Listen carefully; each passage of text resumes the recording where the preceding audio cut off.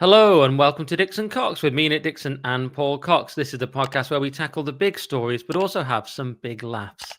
See what I did there, Paul? And this week we'll be tackling the decline of Starmer. Is Starmer in trouble? His subordinates are briefing against him. Is he on the rocks? Will he be gone by the time this comes out? Who knows? He's in trouble. So we'll definitely talk about Starmer. We'll talk about this ongoing BBC madness. All the lefties coming out to defend the BBC while claiming it's impartial, lol. And is Trump going to sue the BBC? We may also talk about Mike Graham, who was unfortunately sacked. And I only just found that out just before we came on. It's sacked from Talk. So we might talk about that in the paywall section and share our real opinions there, although that can go wrong, sharing your real opinion and also being hacked. Those are two things that can go wrong. But we might talk about that on nickdixon.net. So sign up for just £5 or less with the yearly option. And people are loving these podcasts on nickdixon.net. In fact, I just did a survey and said, do you actually care about the guest episodes? Because the guest episodes are proving a nightmare with everyone cancelling all the time. And all my subscribers are like, no, we just love the you and Paul stuff. So, hey, me and Paul, nickdixon.net. So, Paul, you've bravely come in from an undisclosed bunker location because you're not at home. The listener the listener won't have noticed, but the viewer will have noticed. So, how are you doing? I'm doing okay, thanks. Yeah, I am not in my usual place today, but come hell or high water, there will be Dixon Cox. Yeah, That's written on our studio wall. You can't see. yeah. I suppose No matter it's what. yeah, it's us that say that, and gay sex addicts. No Come matter hell or what, there will be Dixon Cox. You cannot stop me. Yes, I'm in the toilets in Hampstead Heath. It's 2 a.m., but there will be Dixon Cox. there will be. It doesn't matter. A gay man said to me yesterday, actually, a gay man who might be known to some of our listeners and viewers as Christo, said to me he absolutely loves our podcast name. And that's because he's a gay man. And gay men, they love Yeah. Dixon Cox. Yeah. How did he come across it? He sort of like, searching for something else. Oh, politics. We saved one gay man from porn addiction. I said to him, look, it's the least gay thing, but feel free to get involved. Also, it's a homophobic podcast. That's the irony. It's a homophobic podcast. Yeah, get involved. We don't like you. Right. I didn't say that, but Starmer on the rocks sounds like the worst cocktail ever, doesn't it? Imagine ordering one of them at a bar. I'll have a Starmer on the rocks, please. That's hilarious. Sorry. Not married. Yeah, I hope yours sounds right, by the way. But hopefully it sounds right for the viewers. Yeah, I hope Starmer. it is. I'll have a Starmer on the rock. Just Starmer ordering it himself. I should save this gold, but we'll get into it in a minute. But the most surprising thing that happened yesterday was to discover that Keir Starmer had allies. You kept hearing stories. Keir Starmer's allies say, and you're thinking, who are these dickheads? We've got to meet them. It's Keir Starmer's secretary, his gardener, his chef. Yeah, I mean, what would a Starmer on the rocks be, by the way? It's just a straight orange juice. Like, what is, with one ice cube? Like, what is the actual drink? I have a Starmer on the rocks. It's a half of lager with an ice cube in it. I have a star. Give me a Starmer on the rocks. What would be a Starmer? Lemonade and shandy. What is shandy? Hang on, shandy has lemonade in it. Hang on, but it's even watered down even more. It's less than we promised. Give me a half a shandy. It's AKA Starbucks on the rocks. Yeah, the most boring cocktail in the world. It's a half pint. It's a half pint of weak lager, and there's no ice. Sorry, we're out of ice. Well, it's not even. It's just a Starmer then. Oh God! Give me a full Starmer. Give me half a pint of Foster's. It's a AKA Starmer on the rocks. Just a weak, warm beer with no ice. The most generic beer. It's a half a Heineken. Oh, this is brilliant. I could do an episode on this. The ingredients of Starmer on the rocks, no rocks. Maybe it'll be a bitter soon. Am I right? Am I right? Because it'll be bitter, guys. Podcast starts 5:46. Come on. Okay, so we'll start the podcast quite soon. But I'll have a Starmer. I just love the idea. I don't know it's Starmer ordering it. It just kind of a Starmer on the rock. Are you Keir Starmer? No, just denies it's him. Who are those Ukrainian boys? How dare you? Satirical content only. Okay, so Starmer is on the rocks. Starmer ready to fight any challenge to oust him, insist number 10. Is That's this just him, isn't Starmer? it? That's just him. I insist. I'm ready to fight each other. Why don't you just say that? Why do you have to say insist? Insist number 10. Just you, kid. There's no one else. So yes, he insists he's ready to fight. And Kemi had some good stuff about this at PMQs. I thought she was very good. I really like when Kemi does her little laugh. She says they can chunter as much, Mr. Speaker, they can chunter as much as they like, but they know it's true. And she does a little laugh. But let's just hear what she had to say in regards to this. Just last night, his allies accused not just the Health Secretary, but the Home Secretary and even the Energy Secretary of launching leadership bids. These attacks came from number 10, nowhere else, his toxic number 10. The person responsible for the culture in number 10 is his Chief of Staff, Morgan McSweeney. Does the Prime Minister have full confidence in him? Morgan McSweeney, my team and I are absolutely focused on delivering for the country. To be honest, his answer was so boring, I don't think we even need to see it. It was just, he didn't answer it as always. There's also this funny thing. I couldn't find this again, but this was in the Telegraph. So Keir Starmer was reportedly vowed to fight any leadership challenge. Blah, blah, blah. He's aware of the growing threat. This bit was so funny. He has reportedly told ministers that any attempt to remove him would unnerve the bond markets and damage relationships with Britain's allies. I just love that. I think you'll imagine breaking up with Keir Starmer. Well, have you thought about this? What this will do to the bond markets? Like, I just don't think it's working out, Keir. Think about our international allies. Well, what are you talking about? It's just you. No, you think of it's not just about us. I just love that. Like, I try and get rid of Paul from the podcast. He's like, whoa, have you thought about the stock market? Absolutely. Oh man, it's ridiculous. I mean, Morgan. By the way, Morgan McSweeney will come up quite a lot, and maybe some of our viewers and listeners aren't entirely aware of who he is. He is very much this Machiavellian character that sits in the background of the Labour Party, but has done for many years. Now, you might think to yourself, "Oh, I don't like Morgan McSweeney because he works with Keir Starmer," but Morgan McSweeney is pretty much the architect of the downfall of the Corbyn era of Labour as well. I'm not sure who Morgan McSweeney reports to, but he very much was in post to generate stories, create a vibe that brought down momentum in the Corbyn era, which most of us are grateful for. Not that they were going anywhere anyway, but much thanks to Theresa May, at one point in 2017, he became dangerously close to becoming leader of the country. And if we thought that Keir Starmer was bad, that would have been absolutely horrific. But Keir Starmer is in a lot of trouble. Mostly because he's just given himself a vote of confidence. And we know what happens to people that Keir Starmer gives the vote of confidence to. They're gone within days. So he won't go before the budget, would be my guess. And what is slightly unnerving is there is a lot going on just in the cabinet alone. They're essentially waiting for this budget on the 26th of November, which is my birthday, by the way. And happy birthday, Nick, for Saturday. Oh, thank you. Almost no one else said it, but yeah. Almost no one else. Although, just a quick interlude here.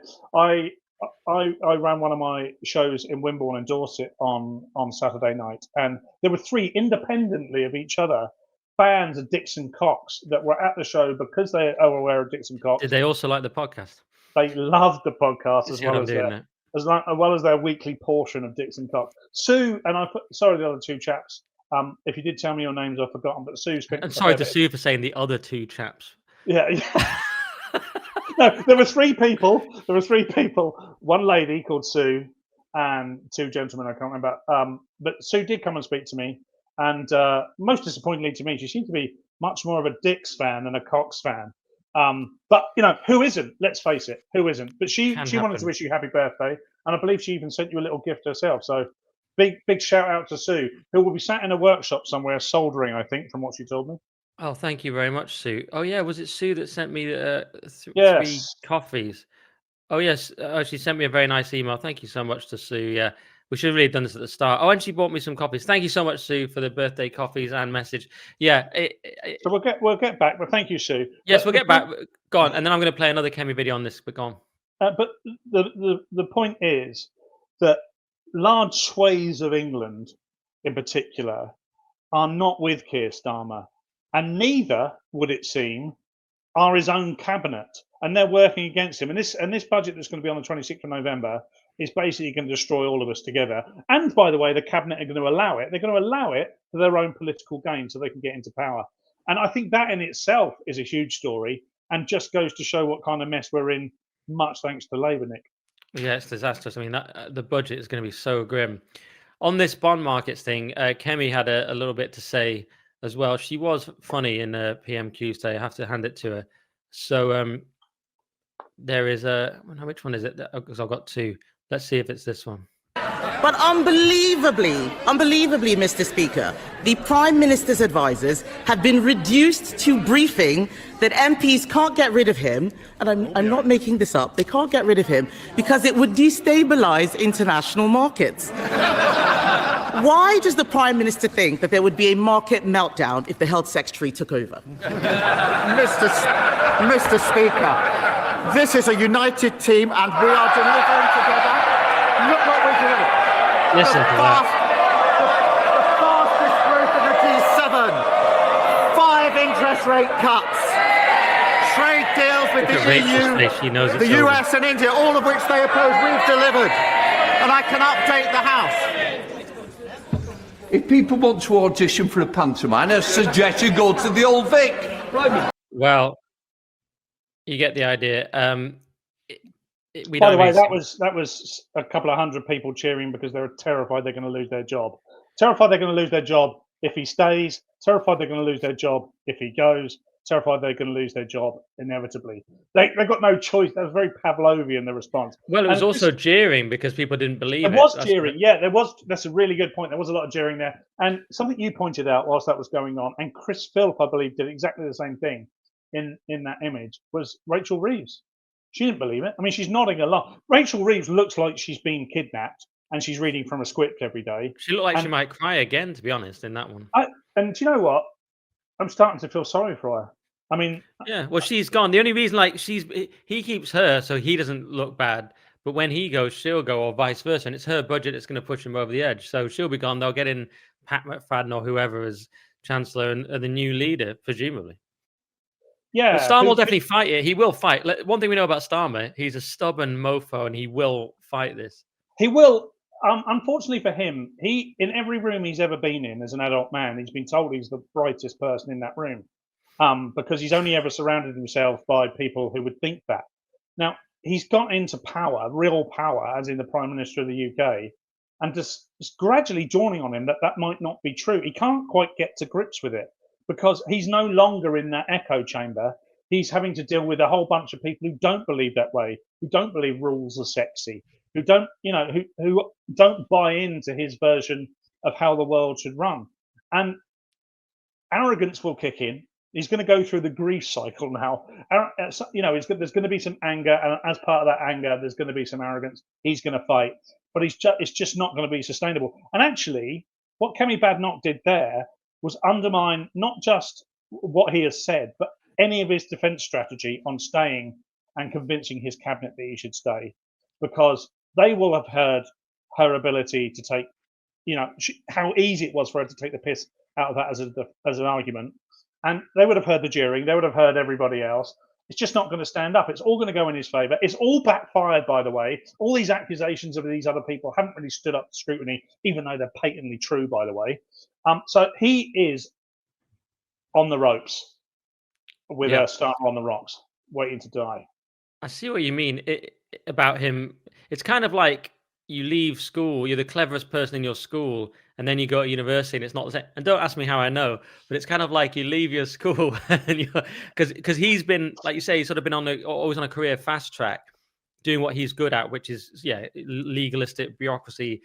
And he's obviously done well in his career, but then he came into politics quite late, which he famously doesn't like. He doesn't like politics. He just thought it's like, oh, that's the next job you take, is it? Prime Minister. I've done all the other jobs. Now I just move up to and it's similar to Rishi, actually. You felt like Rishi should have been, CEO of some tech company, but instead he was, oh yeah, I'll do the Prime Minister job for a bit. It's like, you understand this is not like those other jobs. Like, they're just not suited for it. I mean, who is? Hardly anyone. I was no Rishi fan, but his credibility is much greater than Keir Starmer's. I mean, phenomenally so. Step levels above Keir Starmer. He understood the economy. He understood what it meant if you started doing some of the things that Labour have promised or haven't promised and backpedaled on or lied about. He understood those things, which made him unpopular because he wouldn't enter into the fray. However, he warned us when even though he knew he was defeated when he was going into that general election. The one thing he did say that resonated with everybody ever since is, if you get Labour, you will get this shitstorm. And boy, have we got the mother of all shitstorms now. Yeah, but Rishi had the same problem, and everyone has the same problem, which is they are part of this fading neoliberal elite. The whole system, we can see it across Europe, we can see it in America. The whole system, the whole way of thinking is under threat. It hasn't worked. It's faced all sorts of pressures, whether you go back to 2008 crash, the Iraq war, whatever it is. There's been mounting pressures. Fukuyama talks about the end of history in 1989. This naive idea that liberal democracy was going to be the terminus, as he saw it, the end point, the final way of organizing societies. Then it starts to have all these problems, like the crash, like the Iraq war. It starts to look like we really haven't got a grip of this. Now, of course, we have land wars in Europe. We have all this stuff coming back. And of course, history didn't end, although the Soviet Union was defeated. So what, really? That was just a different way of that starts to look like that was just a different. I mean, I'm just sort of ripping here, but that was just another way of. John Gray puts it in False Storm. That was just another Western set of ideas. Really, it was a war between two Western sets of ideas, and capitalism won. But now we don't really have capitalism. We probably didn't then either. We have this corporatism, but now there's the threat of China saying, well, we have a different way to organize society, and that's working quite well, though not without its own problems.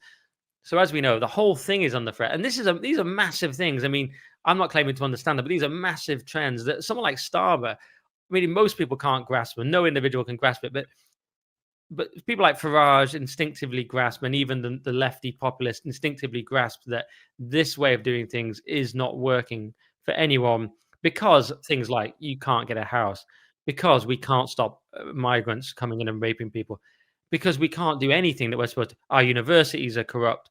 Our politicians are corrupt. No one likes politicians. Everything is broken, basically, to quote Leonard Cohen. And this is a massive problem that no one can really fit. It requires very radical ideas. Maybe it requires ideas like William Clouston shared on my podcast about, do we need to think in terms of a bit more left on economics and get the state involved in energy and housing more? And do we need to be more socially conservative at the same time? Things like that. These are paradigm shifts. None of these people are prepared for it. Bit of a rant there, Paul, but I was doing that by way of introduction into who could replace Starmer. And what I'm basically saying there, in my sort of, autodidact, semi-schooled way, is that they're all going to be crap, because the whole thing is done. So we're going to see something new. We're going to see reform and splits with the Greens and so on. But who could replace Starmer? The Telegraph asks. Wes Streeting and Shabana Mahmood among favourites in leadership challenge. Well, we are talking about the nonsense that is party politics. Wes Streeting, net favourability -19, odds 6-1. So Streeting is he's been the centre of this briefing war. Here we go. One source close to Keir, so-called operation, told the Telegraph that the strategy of a warning shot against Mr. Streeting had succeeded, but for others it appears to have backfired. One minister on the moderate wing told the Telegraph Wes is now more popular because he's so self-assured, which is another way of saying a bit of a smug twat. So, Shabana Mahmood is net favourability -20. She's 12-1. It's advertising me some bins here because I bought a bin. This doesn't always work. If it advertises anything like dodgy, they may be random ads as well. Sometimes they're targeted, sometimes they're not, and you think, okay, next row is just a row of crossbows. Yeah. Yeah, I'm going on the train next week, so obviously just bought 6 crossbows and a rolled up newspaper. Can't talk about it. So Ed Miliband what? -23, odds 20-1. That's if you really want to just tank the country, accelerationist style. Angela Rayner -32, odds 10-1. I love this. I'm not surprised by that. She's back. She's got a memoir. So this is so funny. So she's written a memoir, right? And they say it's just the start for her. The Angela comeback arc will be long, and we wait to see whether it will bend towards justice. By the way, my name for the memoir, Abject Failure, would be a good idea. Oh, apparently shoe care. Well, I've definitely not been looking at shoe care. Anyway, so abject. If any of you remember, she said abstract failure. So it should be called abstract failure. Her bio, not she meant abject failure. So I'd call it abstract failure. And by the way, it's not a northern thing. I'm from the north and from a comprehensive school. You should know the difference between abstract and abject. Anyway, Andy Burnham +2 odds 15-2. So 15-2 is the equivalent of 7.5 to 1. So he is second place. You've got Angela Rayner in third and Wes Streeting in first. Laughably, Mahmood's in there. The only reason she's in there is because she has the other senior most role in the cabinet. Miliband is there because, believe it or not, he's held many high positions in UK government across 2 Labour governments, and there aren't many people who can say that because they're usually 15 to 20 years apart, which they were in this case. So it's fascinating, but it's 5 or 6 piles of the same turd, and that's the problem that they've got. Great analogy. I don't know where that came from, but it is essentially 5 or 6 piles of the same turd. Wes Streeting has always struck me as that he is someone who is relatively capable by comparison to his colleagues, and B, on manoeuvres. The other person who's always been on manoeuvres quite clearly is Angela Rayner and Andy Burnham. I have a sneaky suspicion that we haven't seen the back of Rayner, and we could have President Rayner. Oh my God, what did I just say? Prime Minister Rayner. We'll move to the presidential system. I've moved to the presidential system because I think I'm proper good at it. Oh man, Intel lady is going to get her career boosted by that for sure. Andy Burnham, look, every time he gets close to being in power, i.e., someone mentions he could be, he then talks, and when he talks, we all go, "Oh yeah, that's why he became mayor of Manchester." Basically, says, you're right, lad. Why don't we massively increase spending with money we ain't got? Yeah, and it's just batshit stuff. It's like, have you watched the news? There's this program called The News. You can either have it in your flavour if you like. Tune into the BBC and they'll tell you everything you want to hear, but they will still tell you that what you're trying to do is batshit bonkers. So that's Andy Burnham, and it'll all come down to the Labour. This is going to be the other thing here, of course. This is entirely outside of our control. By our, I mean us constituency voters, the electorate. We have no say in who the next prime minister is going to be if Keir Starmer sails off into the sunset for a quick whack. It'd be like when they put Brown in and no one wanted him. But you say that about Burnham. It says here he's relatively popular. I mean, this is with the general public and Labour voters. Oh, so yeah, general public. He is a tiny little +2, which at the moment is phenomenal. That means I don't know how many people they surveyed, but that might be as many as half a person has said they lukewarm like him. But whereas he's doing very well amongst Labour voters and clearly ahead there, Streeting is not liked by either. Miliband, it's bizarre that Labour voters still want him. It's absolutely insane. I'm just looking at its little graph. And by the way, Paul, I clicked on this just so it would show the results here of the Telegraph readers. Now, Telegraph readers, perhaps not the target demographic. I picked other because they're all rubbish. But amongst Telegraph readers, Wes Streeting 33%, clear winner. Then Mahmood, then. But are there also another third? So Arthur, wherever he or she may be, is as popular as Wes Streeting. Wes Streeting is. I've got this theory, right? Before someone's come to mind, I have sat next to, of the last 5 prime ministers, I have sat next to 2 of them on public transport, one next to a urinal, before they came to power. And the last politician I sat next to on a train was Wes Streeting. Previous to that was David Cameron and Boris Johnson. And I've just got this feeling that Wes, as soon as I saw him on the train that day and we sat in the same carriage. You're spending a lot of time in first class is what I'm hearing. What I did is, this is the trick that I've got. When it's incredibly busy on the Waterloo to Portsmouth line, incredibly busy, and everyone's crammed and stand up, I go into first class, I sit down like I should be in there, and then I get out at Guildford and back into cattle class when it calms down. I've done it for years. It works. You've got to find me, SWR. You've got to find me before you can find me. It's a good tactic now, because if it kicks off and there's some bloke with a knife, you probably want to be near to Cameron because he's probably got the security. Suddenly the 3 blokes you didn't know were security jump up, dive on the guy. So, true story, lady in front of me leant across to Wes Streeting and said, "Thanks for all the work you've done." And him and his team nodded along gratefully. And I said, I'd like to thank you as well, because I'm a comedian that works with GB News, and you have kept me in work. That got a small to medium chuckle, and I believe that at this moment in time, West Streeting has a good chance. We might even get a government that look to do something better with the environment. Who gives a shit about the environment? I mean, I know you're not supposed to say that, but with the economy, I do care about the environment, but not to the extent that the sort of drugs that Ed Miliband takes. But West Streeting might try and do something with the economy, but at the end of the day, this Keir Starmer has absolutely smashed the Labour Party to bits. They were in opposition for 14 years. They watched what went wrong, and they still weren't prepared. Not only weren't they prepared, they've proved themselves to be ridiculously inept, scandalously inept. Well, yes, it never really got going. He couldn't control the left of his party. Whoever gets in now won't be able to control it. The whole thing is done. I'm literally checking Starmer just to check if anything else has happened. West Streeting attacks juvenile number 10 briefings is the latest thing. So this is going to be a briefing war. There's going to be a leadership challenge, and then Streeting's going to knife him. But if it's like a Tory challenge, someone else could come through. Mahmood, we could suddenly have a Muslim knife him. That would be, but not in a multicultural way, in a political, metaphorical way, I assume. Exactly, yeah, that's what I meant. But with then imagine we got Mahmood, like we suddenly had a Muslim female leader by the back, because Labour always like in trouble for having only men. Imagine they just did it. I don't know. It's beyond. This is the point I forgot to make. That's why I can see them going for Angela Rayner. I can see them. Her reputation's bad though now, isn't it? So it's a long way back. She will come back, but it's a long way. Depends who. Look, she's still very popular in the Labour Party.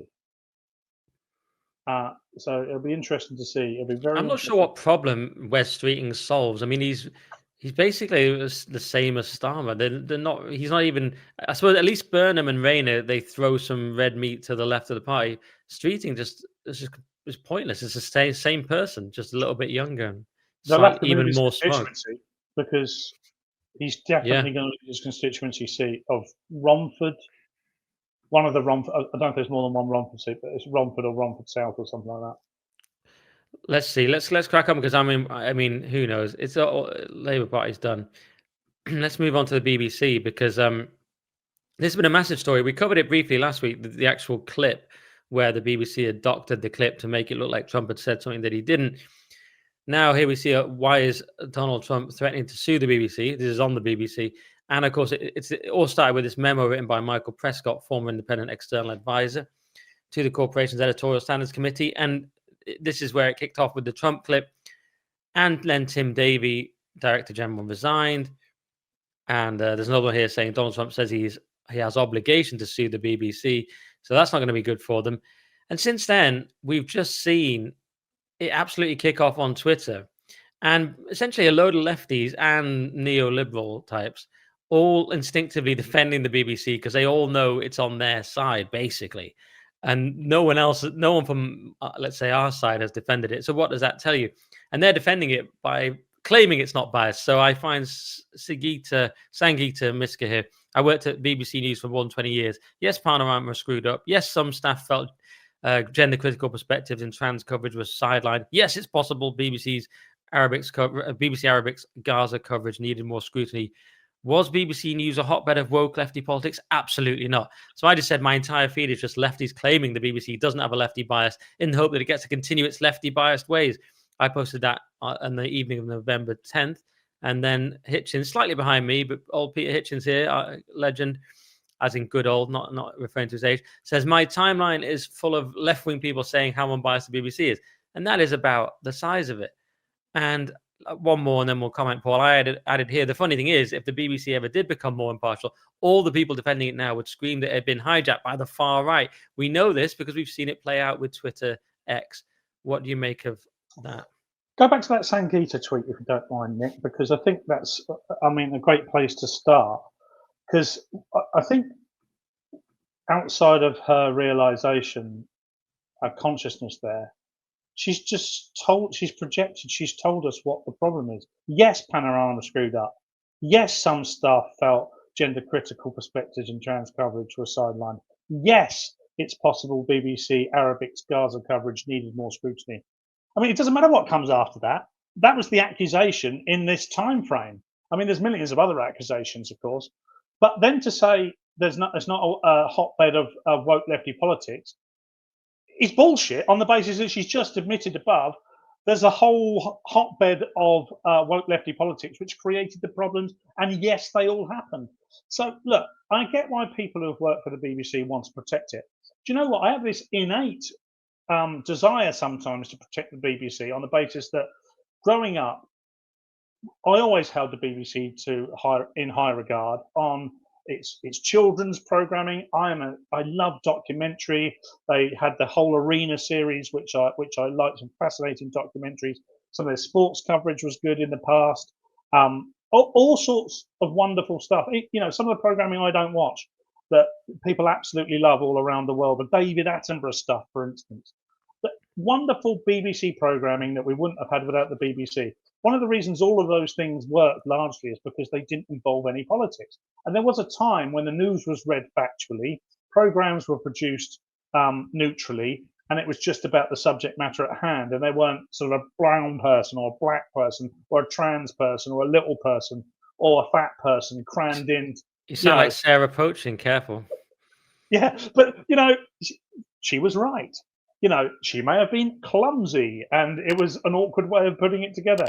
But the essence and the sentiment of what she was saying was correct. And they have been co-opted. And Sangeeta, God bless you, you just pointed it all out there for us to enjoy. Now, I don't see a way back. Here's the thing. I know journalists, you know journalists too. When I speak to journalists candidly about this, most journalists who went to a very high level of education to study journalism, the benchmark was the BBC. Now, what the BBC have managed to do is take that reputation and chuck it completely in the bin with one panorama. If we just focus on the Donald Trump thing for 1 minute, and that's not the only problem here, but if we focus on that, splicing a Donald Trump tweet to make it say what you wanted to say when they didn't need to at all undermines credibility, but not just credibility in the production company, in the BBC, in the whole of its history of journalism, but anything going forward. BBC is now no longer on a pedestal, and it's a massive problem, Nick. Yeah, well, you know what I'm going to say. I mean, I like the old. They should open the archives and let us have all those old shows. Oh, we love it. That's behind. You know, we'll do some acting later on. I just, yeah. Well, the bit I liked is those old documentaries where you just see there's some bloke out roving around, and it's like, should women be allowed to go to the pub for a drink? We asked, hello, and then he's like, and there's always some nice woman. Well, I just think we should be allowed because. It's 1962, and it can't. It's not any. We can't cause any harm going for a. Then there'll be just some sort of ordinary bloke from the north. Yeah, they're always, but it's still polite though. Still some bloke. Oh, yeah, always.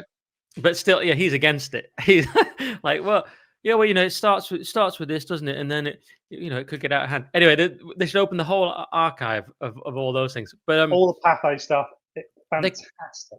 They could do that as a subscription, or you got to recapture the BBC. You got to, because you're saying it was once neutral, whether it was or not, I don't know. Well, I'll tell you what it's become. If it's not neutral and never was, what it has become is an opinions factory. With the very thing that it says it's not.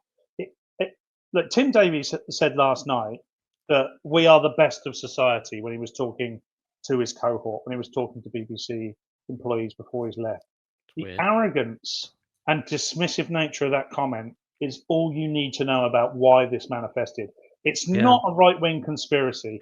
It's because you are Tim Davie and the Highgate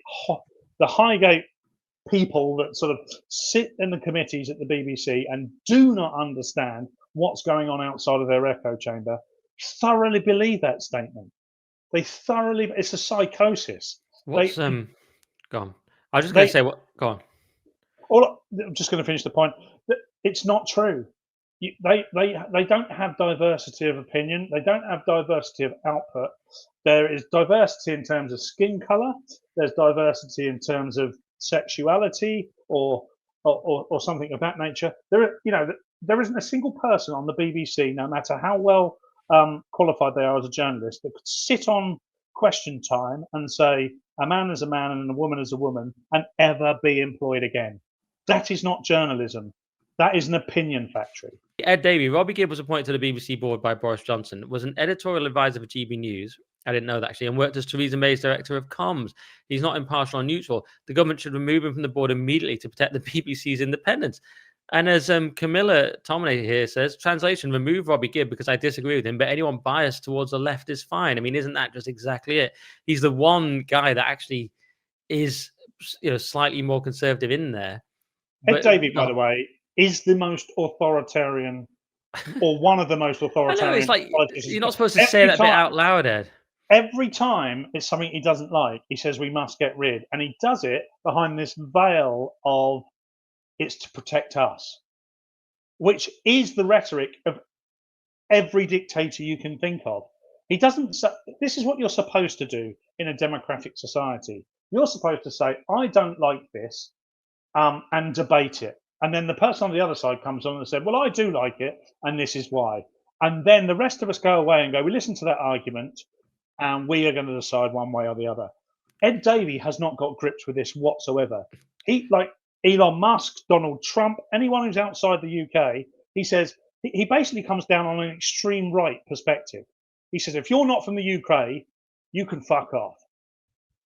And quite based, yeah, quite based in that way. I mean, where does this come from? Some people even have claimed, sort of perversely, that, hey, you shouldn't have American interference. Maybe it's not perverse. That part's reasonable to say, okay, maybe we shouldn't have American interference. Trump shouldn't lean on the BBC. And let's be patriotic about it. You can make that argument. The problem is the BBC is just, as you say, it's just completely riven with leftism. It's totally ideologically on that side. It's totally biased. We all know this. Now, of course, it's not just leftism. This is a tweet I meant to find. I'll see if I can find it now. It was there's this claim that the BBC has a left-wing bias, obviously, because it does. But then you get lefties claiming it has a right-wing bias. And what is, I can't think exactly, what's funny about that is it's a little bit more complicated. So the BBC on politics is basically neoliberal establishment. So they support your sort of Tony Blair, of course, but they also sort of support reluctantly Theresa May because she's pro-Remain and she's basically establishment. They like Boris and put him on the comedy shows, but then they hate him once he becomes vote Leave. And they don't like Corbyn, and people keep sharing the picture of him in the silly hat. Yeah, they don't like Corbyn because he's too old school. As Hitchens says, he's too obvious. He's too old school, steam engine, steam era leftism. It's just embarrassing to them because they're much more about stealth and the Gramscian revolution and all that. That's one aspect of it. He's probably just too out there for them. Yeah, he's a bit cringe. He won't win. They back a Starmer instead. That's on politics. It's a little bit more complicated in the arts because they back woke leftism. They back, just everything has to be DEI. The comedy has to be ruined. Drama has to be ruined because it puts DEI and woke ideology above everything. And it puts, of course, they're extremely pro-Palestine on that. And in their other coverage, they've been criticized for that as well. Wherever you stand, they've been criticized for clearly being biased on that. But it's this combination of and someone like Andrew Dorr might say, well, that's not a contradiction because woke is not left. Woke is authoritarian and so on. So we know what they are. It's neoliberal establishment, which includes woke, or has until recently. So they're pro-trans, but they're also pro your sort of middle of the road candidate who wants to stay in the EU.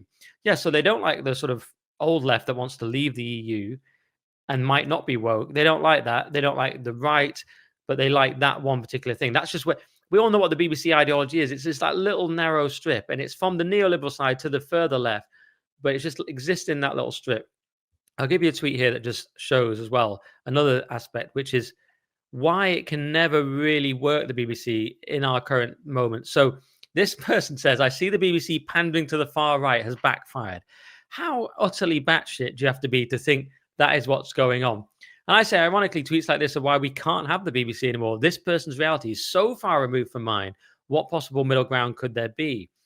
And I just use myself as an example, but it could be anyone. It's vaguely on the right. It's the two movies Scott Adams talked about, wherein there's completely different realities. So how can there be a BBC that has a middle ground? If you think the BBC's pandering to the far right, we've got nothing in common, have we? Because it's just a completely different reality. No, and I think they back that up by saying Nigel Farage gets airtime. gets airtime. So, and when they see him on there getting airtime, they assume that any airtime is too much airtime, and therefore he's getting a disproportionately large amount of airtime because the right amount of airtime is zero, and he's getting some airtime. And they also think that Nigel Farage is entirely far right. I mean, they can't prove it or back it up in any way. They tenuously link some of his language. Or they mean, in this case, giving it into Trump and the pressure from Trump as well. Yeah, and there's also arguments that Donald Trump isn't far right. The trouble is, you can't have the argument. You can't have the argument because anybody who believes that Nigel Farage is the devil incarnate, or that Farage and Trump are, both far right, they're not open to discussion. In fact, they don't understand the meaning of far right. They've not studied even 20th century history. There are people that are still alive that you can talk to. There are people that are in their 30s that grew up in the eastern parts of Europe under Russian occupation that can tell you what it's like to see communism fall and see the light and the dark between communism and Western civilization. They will all tell you, no matter which way they vote in this country, that communism is bad and that it's terrifying what Labour and the Greens in particular are advocating for. And it's also incredibly insulting and offensive to say that someone like Nigel Farage is a dictator or that Trump is a dictator. They know what communism looks like. They know what dictators look like. They're not the same thing. The trouble is we've changed the rhetoric. We changed the meanings of words, and therefore the narrative has swung so far that on the left, you don't have to learn anything. On the right, you have to study and try and figure things out to form your argument. On the left, because you've got places like the BBC, you can just say as little as you need to get people on board, and then no one questions it. And what's happening now with the BBC crumbling and Labour failing and crackpots like Zach Polanski coming to fruition, everybody is now, those that aren't engaged in politics are starting to question their own reality. Because even though they're not engaged like we are with politics, they know what reality looks like out the window, and they know what information is coming from these people, and they do not match. And this is why the BBC is falling. It's falling because it is disconnected, totally and utterly disconnected, not with right, not with left, just with people. And that is a massive problem for them. Yeah, and I'll respond to that. I'm going to quickly say that I found the Hitchens tweet. He responds, someone says, I find it hilarious when some people call the BBC left wing because they showed that picture that was meant to discredit Corbyn. And Hitchens said, but that's because you don't understand politics. Slick modern Blairism adopted by the BBC is far to the left of steam-powered heritage movements like Corbynism. Corbyn should really be created by the National Trust. So a funny tweet. And that's the difference with the BBC's bias. It's funny you mentioned Polanski, Paul, because one interesting question is, will the BBC side with Polanski or Farage? Because there is, to steelman the argument, there is a case that like they do put Farage on a lot. Do they in some way want to sort of welcome him into the regime? Or is he just there because they had to have someone to look impartial and he's good TV? Probably that. So he's the only opposition voice, Nick. Kelly Badenoch is not wanting to speak. She's still in her 2 years hiatus. Well, true. I mean, over the years when they've had him on, it's like the only guy that's pro-Brexit and he's good on telly. Now, more recently, if you want to get conspiratorial, you can say there's been a sort of warming of the regime towards, and the regime here, I mean, basically the whole blob that runs our country, in this case, the media. But you could argue they've warmed up to Farage. And one question is, who will they side? It's always clear who they side with. It's clear they didn't like Corbyn. It's clear they like Starmer. They like Blair. They accepted May for the reasons I've stated. Now, will they like Farage more than Polanski? This is my question, because Polanski, on one level, he's like a complete communist nutcase. But also, is he just actually another neolib in different clothing? We sort of saw it with Mamdani. Mamdani comes in and he's talking like an old school communist. You look at some of the things he's actually doing and you think, actually, he's just going to be another establishment guy who just pretends to be this. A bit like Obama. He'll do some things, but not much. But would the BBC prefer, though, a Farage over a Polanski? I mean, Farage, really, he's going to be quite moderate. He's going to be a free marketeer, Thatcherite. He's still in the mold of Blair because Blair's in the mold of Thatcher and Farage in the mold of Thatcher. He's not that far out from a Tony Blair, really. Not really. Would they side with him more than they the other would reason, of course, you see Nigel Farage Polanski. is much like if you look at any panel, and I'll get to Polanski in a second. It's a great question, Nick. But if you look at any panel on GB News, it's probably got 3 right wingers and 1 left winger to appease Ofcom. BBC only know left wingers, so they're trying to do the converse, the opposite, with Nigel Farage. They're like, well, who the hell are we going to put in that spot? Because we don't know anyone. Who do they know? Well, I mean, you could ask Rupert Lowe, I guess, but they're not going to ask Rupert Lowe. But who else could they ask? Robert Jenrick? Well, yes, you could ask Robert Jenrick, but Nigel Farage is the most popular right-wing voice. So, of course, they speak to him. They have to. It's the go-to. It's like being a lefty on GB News. You can get plenty of work on GB News as a lefty if you come on and say the right things. Now, of course, Nigel Farage is not going on the BBC and saying the right things so that he can be the Ofcom fodder. He also has a lot to say and he's incredibly popular.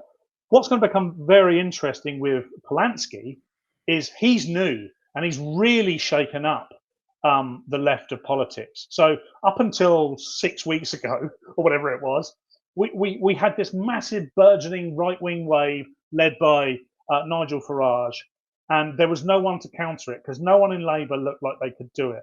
But it needed something special, and special has many meanings, Nick, but it needed something special. And along comes Zach Polanski, and he pulled the string, and out comes every batshit left-wing idea that anyone's ever had. And you just look at the leadership of the Green Party. You look at the leadership of the Green Party, and it's got one of these and one of those. None of them can form a cohesive thought, but they can get again. It's pull the string and they got the posh hot posh chick. I said the other day, posh chicks are either batshit crazy commies or they're literally married to Oswald Mosley. Those are the 2 options. Like they're like the furthest right person you've ever seen.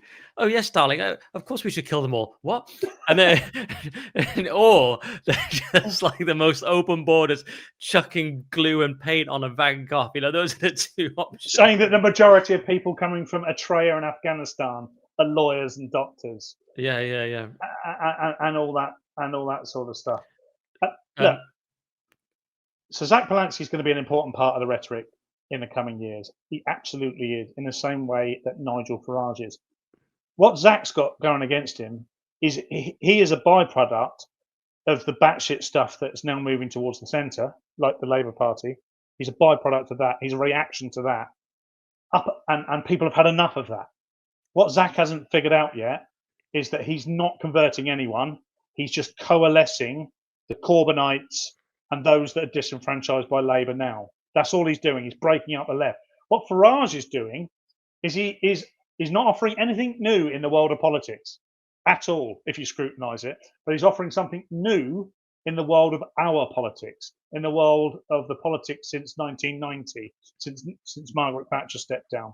So he is offering something in living memory which is relatively new and hopeful. And that's why it's going to fall that way, Nick. Interesting. Yeah. I mean, let's see. Polanski, funny thing with people like Polanski, they have an open goal on immigration to just say that it reduces wages and it's evil big corporations, but they can't do it. They have to back the big corporations because they're basically the sort of modern woke batshit left rather than the actual principle left. I always think that's an open goal for them, but they cannot take it. I just thought I'd share 2 more, then we've got to go. This is funny because it's Hal Cruttenden from the world of comedy. Kezia here says, I'm an owner of a small business. Another reason why I'm voting for Reform UK. And Hal said, I imagine the business makes white pointy hoods. This is where we are. And I know it's a joke, a very poor joke, but I just think the mentality behind that joke, and I said, believing small businesses should face fewer regulations, which often give an unfair advantage to big corporations, means you are literally the Ku Klux Klan. Sadly, this is how most UK comedians think, though think is extremely generous.